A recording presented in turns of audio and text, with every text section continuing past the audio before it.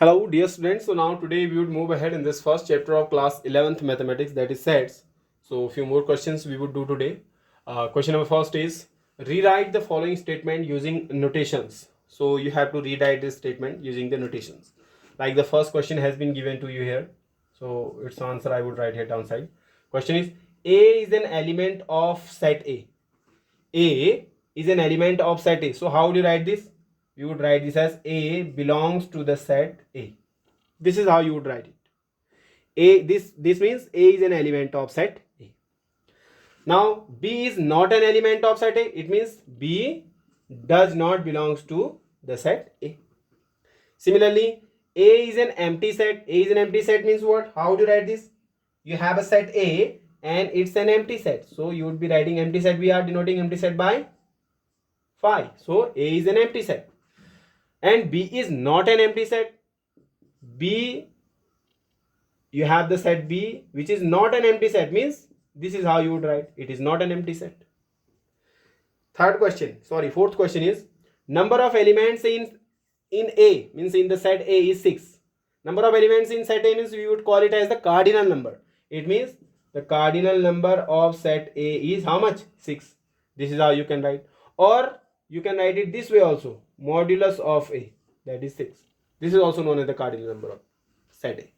Okay, whatever way we want to write it, you can write. Next question is 0 is a whole number. 0 is a whole number. It implies 0 belongs to the set of whole numbers W, but not a natural number. It implies 0 does not belongs to the set of natural numbers. Okay, so that is how you would write their notations. Okay, just note it down. So some new sort of questions I have written here. Question is state whether A is a subset of B or A is not a subset of B. Means the elements of A are there in B or not, that you have to tell.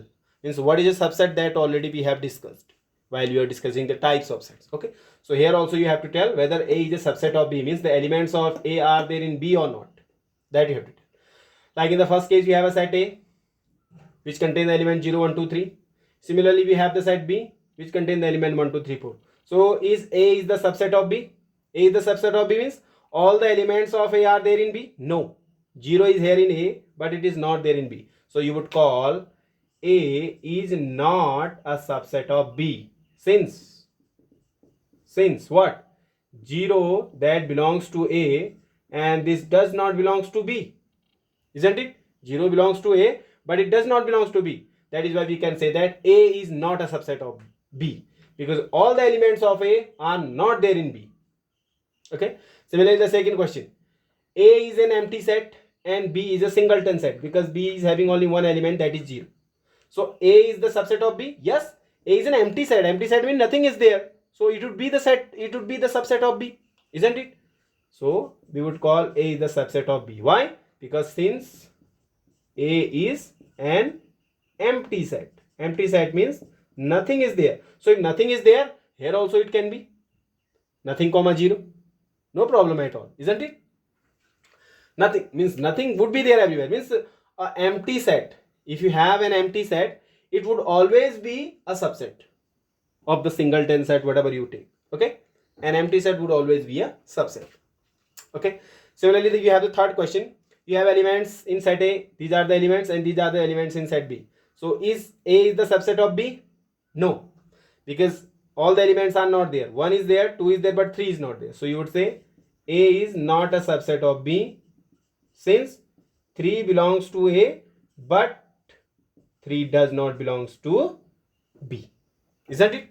So that is why, that is how you would explain it. Okay. And the next question is, you have a set A. What are the elements in the set A? That contain the elements such that which are integers and their square should be equals to 1. Those integers you would take, only those integers you have to take whose square is 1. So you have only two integers, -1 and +1. Their square is 1. Rest of the integer, whether you take 2 or -2, all would be having square more than 1. Okay. So only those integers you have to take square of whose is equals to 1. So -1 comma +1 are the two integers whose square is equals to 1. So it means the set A contains only two elements there, -1 comma +1. Similarly, if you see set B. Which elements could be there in the set B? Here set B contains all the natural numbers. Only those natural numbers you take whose square is equals to 1. Only those natural numbers you take whose square is 1. So 1 is the only natural number because natural numbers are starting from 1. So square of 1 is 1. Yes, it would be there. Now the next natural number is 2, but its square is 4. So it would not be there. So only one element is here in the set B. So that is 1. So B is a singleton set. So now tell me whether A is the subset of B. No. A has 1. So it is there in B also. But A has -1. It is not there in B. So you would call A is not a subset of B, since -1 that belongs to A, -1 does not belongs to B. Isn't it? So that is how you would find out the answer. Just note it down. We would be doing some more questions after that. Few more questions are here. Again, you have to tell whether A is the subset of B. Okay, now that is the fifth one. Set A contain all the elements which are even natural numbers. So even natural number would be the elements in set A. Even natural number. Okay. Now set B contains all the integers there, because set B contains the element which are in integers. So you should be knowing even number or natural number, whatever you call, these are the parts of integer, because integer include natural number also, even number, odd number, all are there in the integers. Plus, minus, all numbers are there in the integers. So integer would include even number also. Integer, because integers are many, na? Minus, -1 also, +1 also. In positive you have even number also there. So integers would include even natural number also. So hence we can say that A is the subset of B. So A is subset of B, since answer would be since even natural numbers are part of integers. They are part of integers, isn't it? Similarly, you have the second question. You have a set A that contains all the integers. All the integers are there. Now you have set B that contains all the rational numbers are there. So now rational numbers are of many types. If I just tell you rational numbers, so rational number are of many types. Natural numbers are also rational number. Whole numbers are also rational number. Integers are also rational numbers. So the numbers which are in the form of decimal, they are also in the rational number. They are coming under also in the rational number. Okay. Now if you see, integers are the part of rational number. Integer, whether you write -1, -2, +1, +2, all can be expressed in the form of P by Q. Rational number means which can be expressed in the form of P by Q. So if you take -1, I can write -1 as -1 by 1, -2 as -2 by 1. So every integer can be expressed as a rational number, isn't it? It means integers are part of rational number. It means integers are subset of rational number, isn't it? So answer would be integers are subset of rational number. It means the set A would be the subset of B, isn't it? So answer, explanation, how would you write? Since integers are part of rational numbers, isn't it? Next question. You have a set A that includes all the real numbers. Real numbers, these all are the real numbers. Rational and irrational, all are known as the real numbers. Rational number and irrational numbers are known as the real numbers. Rational number again divided into these types. Okay. So real numbers are many. Okay. This include which numbers? Rational and irrational. But this does not include imaginary number. Okay. Now you have, because if you see, let me tell you, the numbers which are there, numbers can be divided into two categories. Some are real numbers, some are no unreal. Unreal means imaginary number. Okay. Some are real and some are imaginary number. Real numbers again can be divided into two, rational and irrational. And rational number can be divided into many numbers, like natural number, odd number, even number, prime number, etc. Whatever are the integers. So all are rational numbers. Irrational number means which cannot be expressed in the form of P by Q, √2, √3, etc. All these are irrational numbers, pi. Okay. And then you have the imaginary number here also.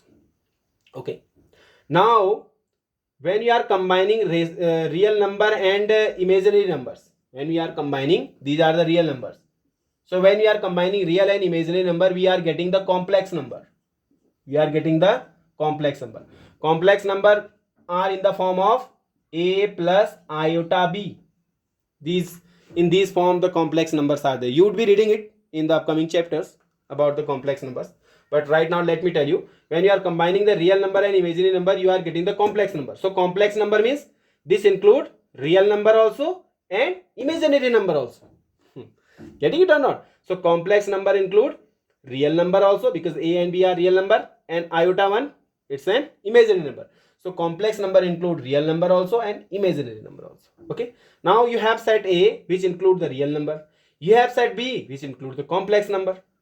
So A is the subset of B or not? Yes, because complex number are, we are getting the complex number by the combination of real and imaginary number. So real numbers are also included there in the complex number, isn't it? Yes. So we would call A is the subset of B here, isn't it? So right here, A is subset of B, since complex number A plus iota B includes real number also, isn't it? So that would be the explanation. Okay, just note it down. So these are few more questions here, where again you have to tell whether the given set A is the subset of B. Now you see, you have a set A and that contains all the isosceles triangle.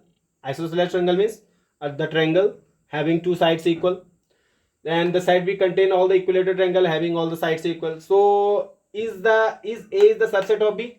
All isosceles triangles are equilateral triangle? No. How can isosceles triangle be equilateral triangle? Isosceles triangles are having only two sides equal, so they cannot be equilateral triangle. But yes, vice versa it can be true. Yes, equilateral triangle are isosceles triangle also, because equilateral triangles are having all the three sides equal, so they have two sides also equal, no? So equilateral triangles are isosceles triangle. We can say equilateral triangle is isosceles triangle, but isosceles triangles are not coming under the equilateral triangle. Okay, so you would call A is not the subset of B. Why? Since equilateral triangles do not include isosceles triangle. Okay, that would be the explanation for this. Okay, next question, you have a set A that contains all the triangles, and then you have a set B that contains all the rectangles. So is there any similarity? Do we have the triangle in the rectangles? No, both are having the different set. Rectangles do not include the triangles. Do the rectangles include triangles? No, they do not include triangles. So hence again you would call A is not the subset of B, since rectangles do not include triangles, isn't it? That would be the explanation here. Okay, similarly you have a set A that contains all the natural numbers less than, or all even natural numbers less than 8. So if I make the set, so what are the elements in the set A? Means all the even natural number less than 8. So even natural numbers like 2, 4 and 6. So these are the three elements. Less than 8 you have to write. These are the three elements. Now similarly, if you make the set B, what are the elements under the set B? X is a natural number which divides 32. Means all the numbers you would take here that are dividing 32. So it would take 1 also. 1 is dividing 32. 2 is also dividing 32. 3 not, 4, 5, 6 not, 7, 8 also, 9, 10, 11, 12, 13, 14, 15, 16. Yes, 16 is there. Okay, then ultimately you would write 32. Okay, now all the elements of A are there in B. Yes, 2 is there, 4 is there. No, 6 is not there. Okay, so again you would call A is not the subset of B. Why? Because since 6 belongs to the set A, but it does not belongs to set B, isn't it? So that is how you would explain. So that is all for today. We'll be discussing some more questions of the chapter in the upcoming lectures. Till then, stay tuned and keep watching. Thank you. Have a good day.